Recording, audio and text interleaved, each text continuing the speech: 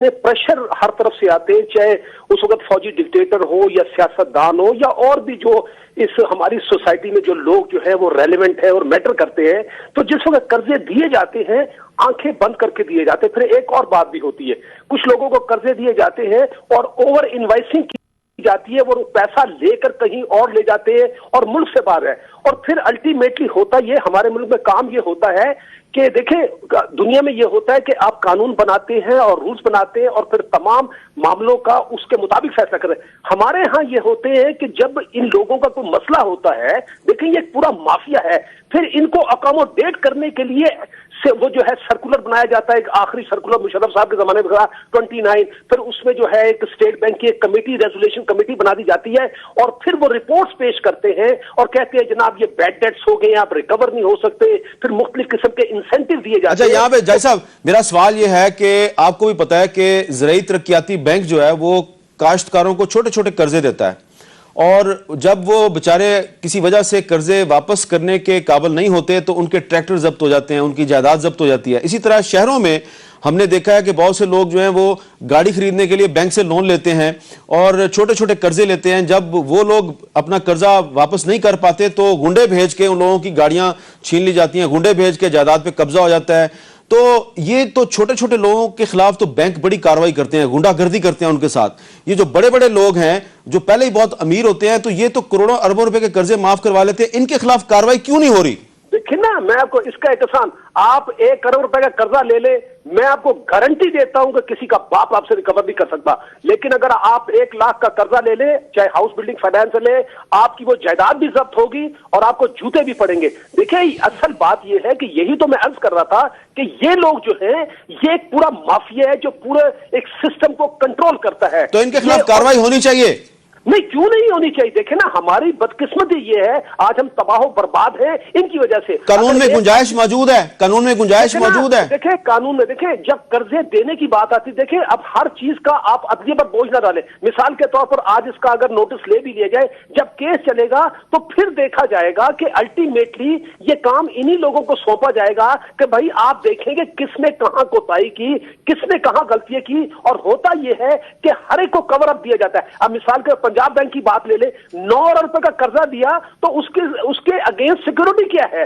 कोड़ियों की सिक्योरिटी। तो जब कोड़ियों की सिक्योरिटी होगी और 9 अरब ले लिया जाएगा तो फिर हाल तो वही होगा जो कि अब होगा। और अब तो ये अगर मिसाल के तौर पर ये अदलिया इसका नोटिस ना लेती और जिस तरीके से सारी दुनिया से मुलजिमों को प्रेशर डाल डाल के FIA पर दूसरे इदारों पर गिरफ्तार करके लाया जा रहा है और पैसे रिकवर कर रहे हैं, ये कभी ना होता। तो ये बड़ी बदकिस्मती की बात है। मैं सिर्फ एक बात अर्ज करूंगा, देखें जो कुछ हुआ माजी में उसको भेजिए अब लानत। मैं कहता हूं खुदा के लिए ये सियासतदान, ये हमारे नुमाइंदे हैं, इनको हमने इख्तियार दिया है। अगर कोई जर्नल खा रहा है तो ये भी इनकी जिम्मेदारी है कि हमने इनको अथॉरिटी दी है। जी ठीक है, बहुत बहुत शुक्रिया तारिक महमूद साहब, बहुत बहुत शुक्रिया आपको। जी अथॉरिटी है, लोग कहते हैं कि अगर गरीबों के खिलाफ, छोटे काश्तकारों के खिलाफ, आम लोगों के खिलाफ बैंक कार्रवाई करते हैं, गुंडे भेज के उनसे कर्जे वापस करवाते हैं, तो ये जो जर्नैल हैं, भले कोई उसमें छोटा कोई सियासतदान है, कोई बड़ा सियासतदान है, वैसे इसमें मंजूर भट्टू साहब का भी नाम है, हारून अख्तर साहब का भी नाम है, कर्जे वापस लें जी इनसे, इन्होंने क्यों माफ करवाए हैं?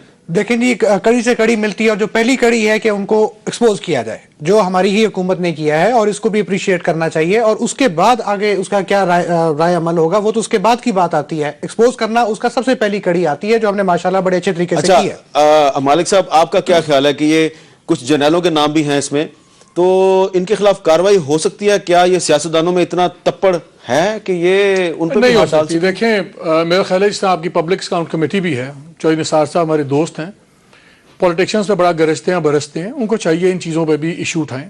और इनकी तो आप बात छोड़ें, ये लोग तो आज तक MS नहीं हटा सके। MS मिलिट्री सेक्रेटरी होता है, प्राइम मिनिस्टर के साथ, प्रेसिडेंट के साथ, हर फोटो में आपको गवर्नर के साथ भी होता है, गवर्नर के साथ होता है। मैंने 2-3 प्राइम मिनिस्टर से बात पूछी, मैंने कहा यार ये क्या सीन है आपका, मतलब कि ये क्या जरूरी है?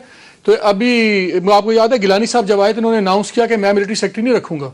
मैंने बल्कि उस पर कॉलम भी लिख दिया न्यूज़ में, अब थोड़ा सा शर्मिंदा भी होता हूँ। और बड़ी तारीफ की। 1.5 महीने बाद उधर भी आ गए, یہ نہیں کہ there is something wrong, یہ ایک perception ہے کہ ہر وقت ایک فوٹو میں آپ کو ساتھ ایک فوجی نظر آتا ہے. یہ تو ملٹری سیکرٹری نہیں ہٹا سکتے, یہ تو ADCs نہیں ہٹا سکتے, یہ کیا جنرلوں کو یہ اکاؤنٹیبل کریں گے, یہ تو ان کی بات چھوڑ دیں. یہ کرنا چاہیے ان کو. نہیں بالکل, آپ کہہ رہے ہیں یہ کر نہیں سکتے, لیکن میں آپ جواہر لال نہرو کا چھوٹا قصہ جلدی سے سنا دوں. یہ جب وہ پرائم منسٹر بنے انڈیا کے پہلے, وہ گئے ڈیفینس منسٹری میں اپنا دورہ کرنے, تو وہاں انہوں نے دیکھا کہ آرمی آفیسرز بھی تھے, سویلینز بھی تھے, تو بڑے غصے میں آ گئے. انہوں نے کہا کہ یہاں وردی میں کیوں پھر رہے ہیں لوگ. انہوں نے کہا یہ تو سویلینز بالکل ان کے آب و تاب میں آ جائیں گے کہ وردی میں ایک جرنیل بیٹھا ہوا ہے. انہوں نے آرڈر دیا کہ ڈیفینس منسٹری میں انڈیا میں سارے سویلین کپڑوں میں پھریں گے, چاہے وہ سرونگ آفیسر بھی ہو, اور وہاں پہ سارے سویلین کپڑوں میں پھرتے ہیں. تو آپ آج یہ خطرناک مطالبہ کریں کہ صدر اور وزیر اعظم اور گورنر جو ہیں وہ اپنے ملٹری سیکرٹری ہٹا دیں. میں یہ نہیں کہہ رہا, میں کہہ رہا ہوں کچھ پرسیپشنز ہیں سویلینز کو, سویلینز کی طرح رہنا چاہیے.